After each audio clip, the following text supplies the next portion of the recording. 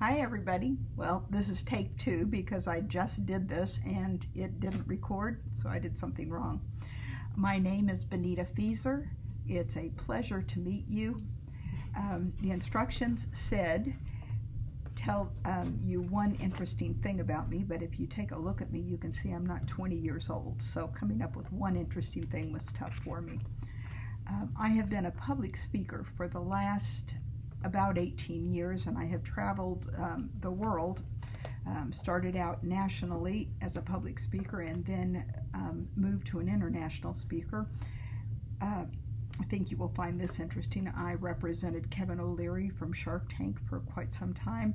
Also Robert Kiyosaki, who wrote the book Rich Dad, Poor Dad. I also have coached some NFL players, not on how to be better NFL players, but how to live better lives. I have spoken on big stages in front of thousands of people and taught them how to invest in real estate. Prior to that, I taught English literature at the university level. So I'm back to what I love the most, teaching literature. I'm going to be teaching for the Catholic Diocese in Wichita, Kansas. The number is 20031, and I will be teaching for St. Margaret Mary School, which is a K through 8 school. I'll be teaching middle school, 6th, 7th, and 8th grade. I did a lot of curriculum development when I taught at the university level, and I also did a lot of curriculum development for Robert Kiyosaki and Kevin O'Leary. So I'm going to try to contain myself and just stick with the program, at least for this first year. With the diocese, I'll be teaching reading, grammar. There will be a lot of ESOL students, English as a second language, and I was very happy as I was doing my research and learning about my children more than I already knew. Their test scores have been coming up steadily during the last 4 years, and so that was a nice surprise. Part of the instructions ask what other activities or hobbies that we have, and I tend to get in, put my fingers in a lot of pots.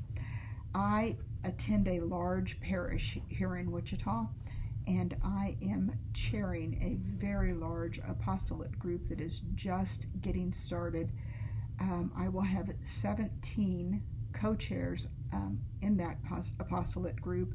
It will encompass our entire parish, which has 1,500 families and over 4,000 members. So I can see Dr. Anderson cringing when he hears that. It's going to be a very busy year for me. How did I begin teaching? I had just retired from traveling, and I thought I was done with getting on a plane every single week. So I was going to wind down. It took me about a month to realize that was not a good idea. So I was going to go back to traveling. This was about a year and a half ago. And I was going to go back to work for Kevin, and then COVID hit, and that stopped almost all air travel, as everyone knows. And at the same time, there was a huge need throughout the diocese and the public school system for substitute teachers, and I'm going nuts, so I said I would substitute. And I just fell in love with the children. Children fell in love with me, and I had a wonderful year substitute teaching. From there, things just have kind of snowballed, and I was offered a position at St. Margaret Mary and have accepted it. It has caused me to really have to scamper because it was not kind of in my plans to teach full-time. So I'm now studying like a crazy person to take this praxis test and get ready for it, as well as take summer courses. But that's how I began, as I began teaching in response to the pandemic. Research that I ran across as I was doing my assignment this week, not a lot of it was a surprise to me. About 80% of the students in my school are Hispanic. 57.9 of them are English language learners, but most of them speak very fluent English at this point by the time they get to 6th, 7th, and 8th grade. What was a huge surprise is 84.82% of the families are economically disadvantaged. And it caused me to feel tremendous admiration for the families that I have met, because they hide it very well. And they take such good care of their children. Their children are well dressed. They are so well behaved, so well mannered, so kind and gentle and loving, and you would not realize at all that they are economically disadvantaged. So my parents and my families are proud people who care for their children and do what they need to do to take good care of their children. And it really caused me to have a deeper and growing respect for these parents than I already had. And I had a great deal of respect for them from the beginning. I am already getting to know the parents and the children pretty well, because I've started attending some masses on Sundays so that I can form some bonds and connections with them. Many of the parents do not speak a lot of English, so we have both Spanish and English masses at this church.